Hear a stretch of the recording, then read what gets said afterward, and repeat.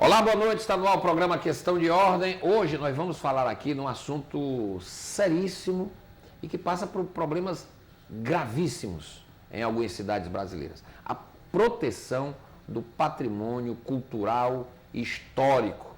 O tombamento de prédios que guardam a nossa memória, a nossa cultura, a nossa história. Fortaleza, inclusive, é tida como uma cidade que não preserva bem sua memória. Ainda essa semana tivemos exemplos, não é mais um exemplo prático de como a cidade não consegue segurar, não é, prédios históricos. Um prédio que está em processo de tombamento, o chamado Bangalô Azul, terminou sendo demolido porque a construtora conseguiu uma liminar na justiça. Uma liminar que equivale à pena de morte, porque depois que o prédio foi ao chão, nada mais adianta, o prédio já não existe. É como uma sentença de morte que se descobre apenas depois da execução que o sentenciado era inocente. Não tem mais volta. É um problema muito grave. E tem um livro que está sendo lançado e que é resultado de muito debate, de muita discussão sobre este assunto. Proteção do patrimônio cultural brasileiro por meio de tombamento. Um estudo crítico e comparado das legislações estaduais organizada por regiões. Esse livro é um apanhado preciosíssimo e a gente vai debater este assunto hoje aqui no programa Questão de Ordem. O meu convidado é coautor do livro e é organizador, é doutor em Direito. Eu recebo com prazer aqui mais uma vez, ele é colaborador do programa, sempre participa de bons programas, de bons debates que já realizamos aqui na TV Assembleia. Eu recebo com prazer o professor doutor Francisco Humberto Cunha Filho. Está aqui comigo e é o meu convidado hoje no programa Questão de Ordem. O doutor Francisco Humberto, ele é professor da Universidade de Fortaleza, a Unifor, ele é formado em Direito pela Universidade de Fortaleza, em 1990, tem mestrado em Direito pela Universidade Federal do Ceará, em 99, e tem doutorado em Direito pela Universidade Federal de Pernambuco, em 2004. Atualmente, ele é professor adjunto da Universidade de Fortaleza, a Unifor, e é membro dos conselhos editoriais de várias revistas científicas, como a revista Pensar, da Unifor, a revista da Advocacia Geral da União, a AGU, e também a revista Políticas Culturais em Revista da CUT, da Universidade Federal da Bahia. Ele é coordenador do Grupo de Estudos e Pesquisa em Direitos Culturais da Universidade de Fortaleza, Unifor. É com o professor doutor Francisco Humberto Cunha Filho, o Questão de Ordem de hoje. E a gente vai falar de tombamento, de defesa do patrimônio histórico e cultural brasileiro. Está no ar o programa, você participa pelo nosso endereço eletrônico que está aí no seu vídeo. Você pode, inclusive, sugerir temas para futuros programas ou aproveitar, inclusive, para fazer algum comentário sobre o assunto, este polêmico e importante assunto que eu vou tratar a partir de agora com o meu convidado aqui no programa Questão de Ordem. Professor Francisco Humberto, tudo bem? Boa noite. Prazer Boa noite, aqui. Renato, é um prazer retornar para apresentar esse livro, que é uma coletânea de artigos de alunos da Universidade de Fortaleza. Alguns são ex-alunos, quase todos mestres, com exceção de um deles, que se não é mestre na academia formal, é contramestre em capoeira, que é o José Olímpio, os demais já são mestres, e eles produziram artigos para a disciplina Direitos Culturais, que é a disciplina que eu ministro na Universidade de Fortaleza, sobre esse tema. Cada um ficou responsável por fazer o estudo comparativo das leis de tombamento dos estados de uma determinada região do Brasil, e o resultado está aí. Esse resultado foi inicialmente apresentado no primeiro Encontro Internacional de Direitos Culturais. Você nos deu Aliás, o senhor esteve aqui com a doutora Cláudia Leitão, que foi secretária de Cultura do Estado do Ceará. Eu me lembro desse programa. E que atualmente é secretária da Economia Criativa, que foi uma das do governo federal. Exatamente, ela tem uma secretaria muito atuante em Brasília, que se relaciona com a questão da economia e da cultura simultaneamente. E quer dizer que, então, esse livro pode-se dizer que é um resultado prático dessas discussões? Que bom. Exatamente. Os artigos inicialmente foram apresentados no Encontro Internacional de Direitos Culturais, um encontro que Pretendemos realizar a segunda edição esse ano, no mês de outubro, fazendo a correlação do patrimônio cultural com a Constituição Cidadã, que, a rigor, é também uma Constituição cultural. É tanto que o tema do evento, do Segundo Encontro Internacional de Direitos Culturais, é a matriz constitucional e cidadã dos direitos culturais. Então, o livro está aqui, mas devo dizer que a intenção não é de lucro, é tanto que os artigos também podem ser acessados no site direitosculturais.com.br. Lembrar só que o livro está sendo lançado aqui pelas edições UFC, pela Unifor, não é? E pela coleção Diálogos Intempestivos. É um livro que não é vendido, é um livro... Não, ele é vendido?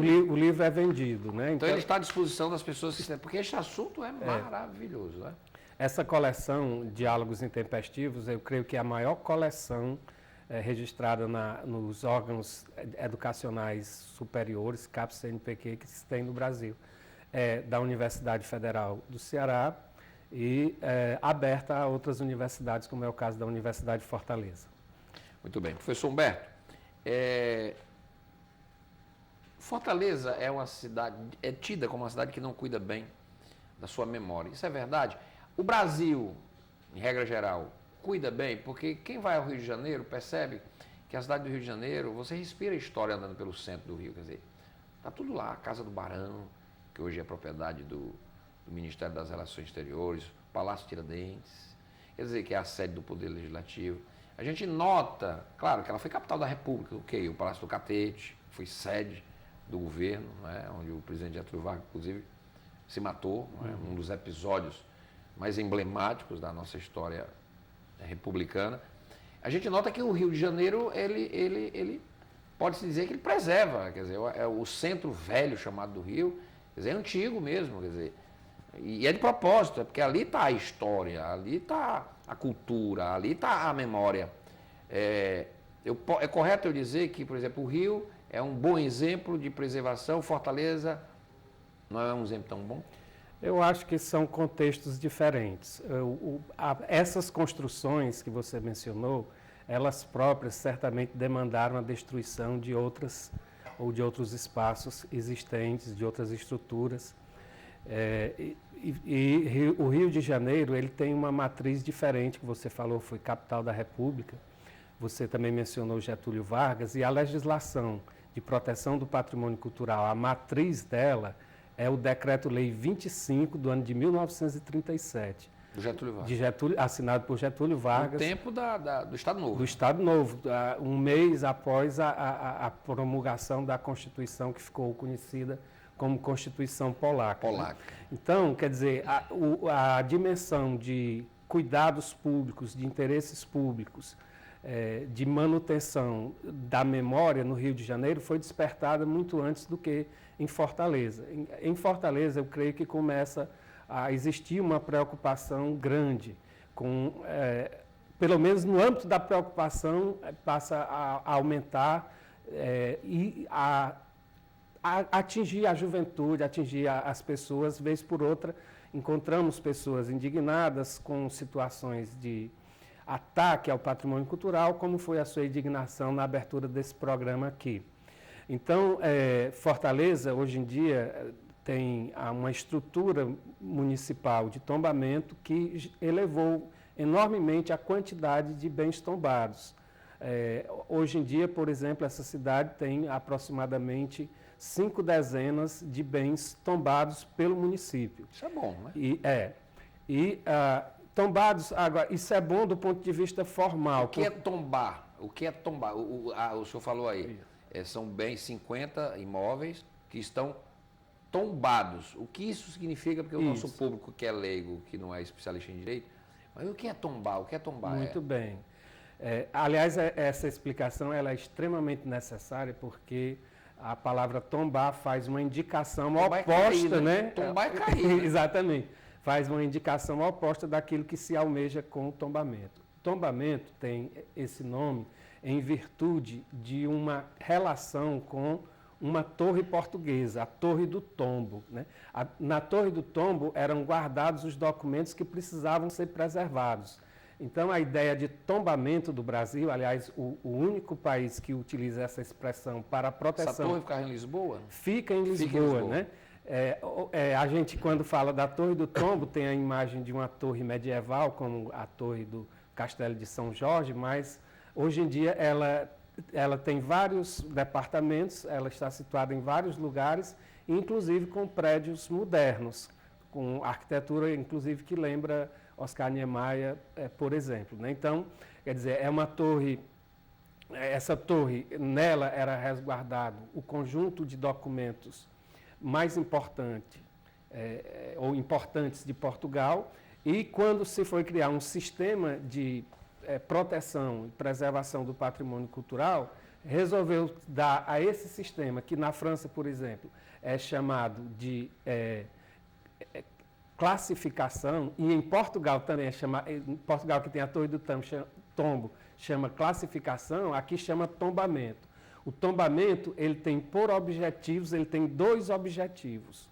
O primeiro e mais importante deles é evitar a destruição do bem que foi protegido. E o segundo é o de controlar as modificações sobre este bem. O tombamento, ele tem uma coisa muito interessante, ele não se confunde com a desapropriação.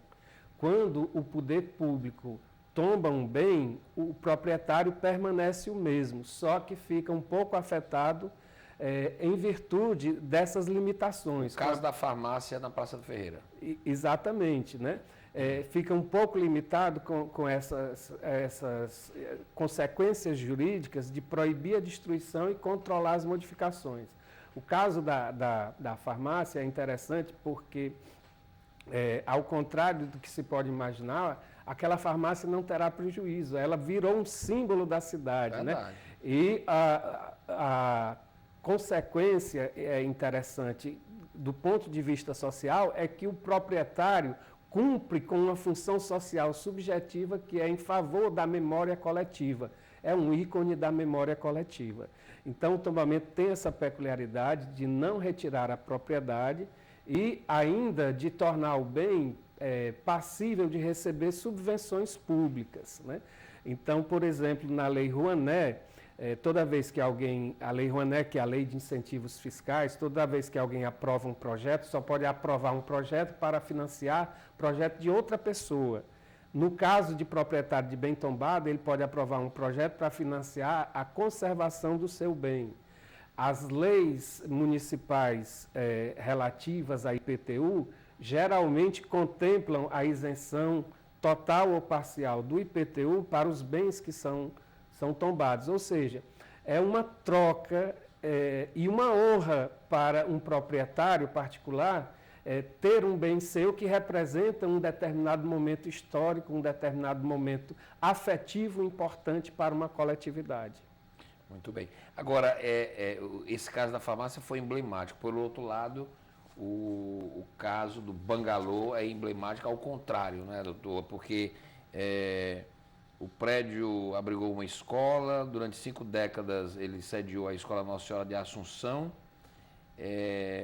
era o famoso Casarão Azul, não é, que ficava ali na Padre Valdivino, cruzamento com a João Cordeiro, no bairro Joaquim Távora. À época da polêmica, uma construtora comprou o prédio e vai erguer lá um edifício. Eu me lembro, inclusive, que um arquiteto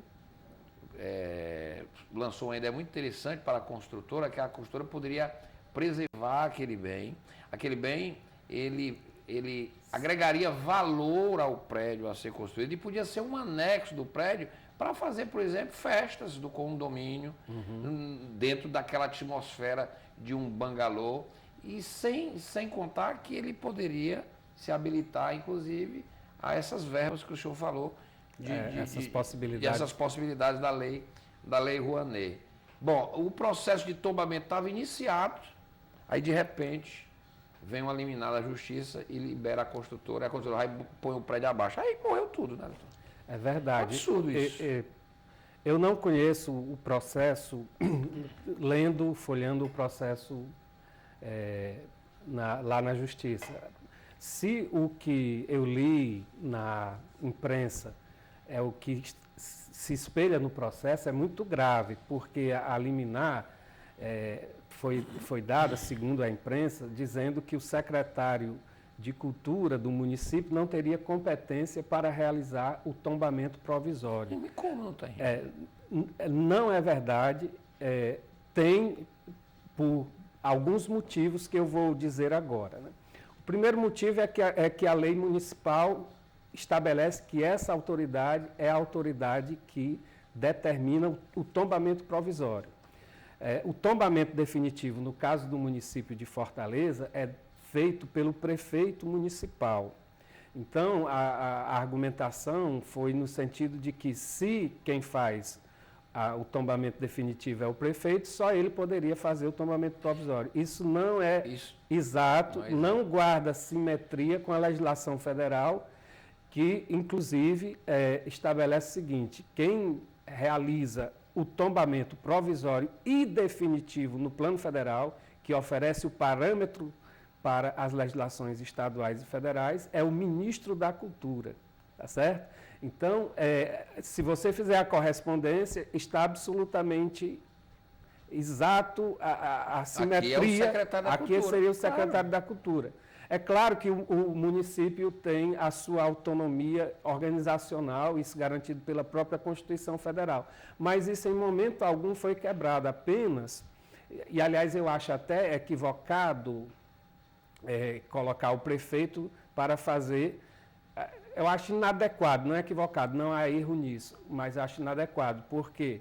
Porque se continuarmos a observar a simetria da legislação federal, o presidente da República não atua no tombamento, ele atua só em um possível destombamento ou retirada do gravame.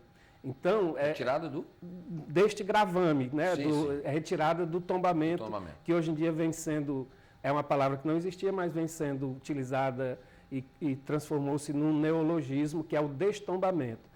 Aparecendo um motivo muito superior àquele que determinou o tombamento, uma autoridade também superior é que pode determinar o destombamento.